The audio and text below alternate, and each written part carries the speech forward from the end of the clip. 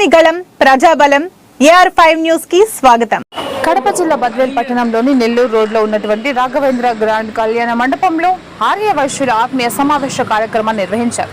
ఈ కార్యక్రమానికి ముఖ్య అతిథులుగా ఏపీ టీడీపీ రాష్ట్ర వాణిజ్య విభాగ అధ్యక్షుడు డుండి రాకేష్, తెలుగుదేశం పార్టీ మాజీ ఎమ్మెల్యే విజయమ్మ, యువ నాయకుడు రితీష్ కుమార్ రెడ్డి విచ్చేసి జ్యోతి ప్రజ్వలన చేసి కార్యక్రమాన్ని చేపట్టారు. అనంతరం వారు మాట్లాడుతూ రాష్ట్రంలో ఆర్య వైశ్యుల అభివృద్ధి టీడీపీతోనే సాధ్యమని అన్నారు. ఈ ప్రభుత్వ హయాంలో ఆర్య వైశ్యులు ఎక్కడా కూడా న్యాయం జరగలేదని పేర్కొన్నారు. తెలుగుదేశం పార్టీ అధికారంలోకి రాగానే 100 రోజుల్లో ప్రజా సమస్యలు పరిష్కరిస్తామని అన్నారు. ఆర్య వైశ్యుల అభివృద్ధి టీడీపీతోనే సాధ్యమని అన్నారు. ఈ కార్యక్రమంలో టీడీపీ జిల్లా వాణిజ్య విభాగ జనరల్ సెక్రటరీ కనుమల్లపూటి ప్రసాద్, సీనియర్ న్యాయవాది సివిఎస్ ప్రసాద్, టీడీపీ సీనియర్ నాయకుడు నాగభూషణం, సునీల్ కుమార్ తో పాటు పలువురు ఆర్య వైశ్య ప్రముఖులు పాల్గొన్నారు. కడప అన్నమయ్య జిల్లా ఇన్ఛార్జ్ హృదయనాథ్, AR5 కడప జిల్లా స్టాఫ్ రిపోర్టర్ ఎం రామచంద్రయ్య, రిపోర్టర్ జై గురయ్య.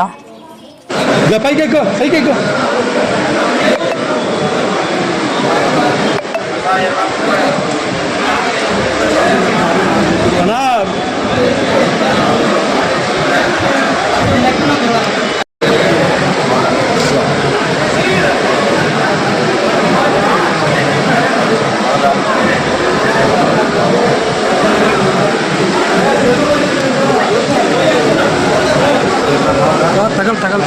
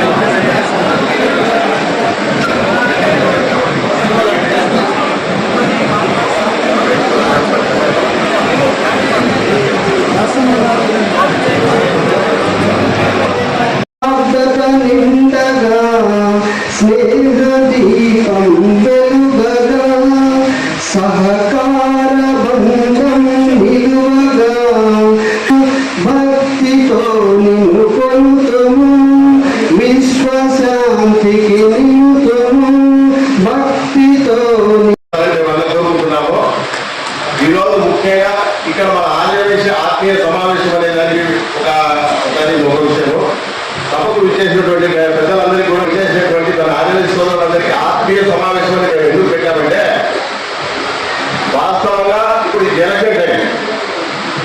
ఎలక్షన్ టైంలో 5 ఏళ్ళకు ఒకసారి మన ఆంధ్రప్రదేశ్లందరికీ కలిసి ఒక ఆత్మీయ సమావేశం అనేది జరుగుతూ ఉంటుంది.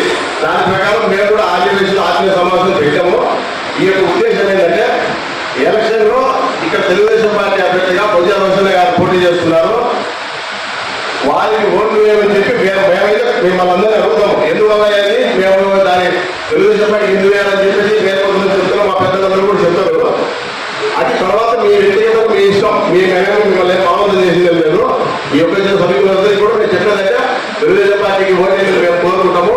దాని అందరూ మీ అందరి అభిప్రాయం ప్రకారం మీరు నడుచుకోండి, మాకే అభ్యంతరం లేదు, మేము కూడా చెప్పడం కూడా.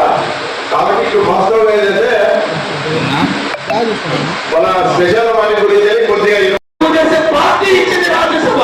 వాళ్ళిద్దరూ కూడా చంద్రబాబు నాయుడు గారి దగ్గరికి వెళ్ళి ఏమంటే ఆర్యవైశ్య కార్పొరేషన్ ఇవ్వాలి, మనకి చాలా కీలకం, Aryavysya vote bank, Aryavysya vote మాత్రమే అయ్యారు, వారి దగ్గర ఉన్న పరిచయాలను ఓటుగా మలిచి మనకు ఉపయోగపడాలని చేస్తారు. కావున ఆర్యవైశ్యులకు మనం అండగా నిలబడాల్సిన అవసరం ఉన్నది. ఆ రోజు చెప్తే ఆ రోజు ముఖ్యమంత్రిగా ఉన్న చంద్రబాబు నాయుడు గారు లోటు బడ్జెట్ లో ఉన్నామే, అప్పుల్లో ఉన్నామే అని చెప్పి వెనక్కి చూడాల. ఇదిగో ప్రయత్నం ఆర్యవైశ్య కార్పొరేషన్ ని 30 కోట్ల రూపాయలతో ఆ రోజు ఏర్పాటు చేయడం జరిగింది. నేను ఒకటే చెప్తున్న జీవో కాపీ 2018 సంవత్సరంలో ఆర్యవైశ్య కార్పొరేషన్ ఇచ్చిన మాటకు అనుగుణంగా 30 కోట్ల రూపాయలతో జీవో కాపీతో ఆర్యవైశ్య కార్పొరేషన్ ఇచ్చాం. అదేవిధంగా ఫుల్ ఫ్లెడ్జెడ్ గా ఆర్యవైశ్య కార్పొరేషన్ కి డైరెక్టర్లు కూడా వేసాం. 5 డైరెక్టర్లు ఇన్ఛార్జ్ గా వస్తాం తెలుగుదేశం పార్టీ అభ్యర్థి.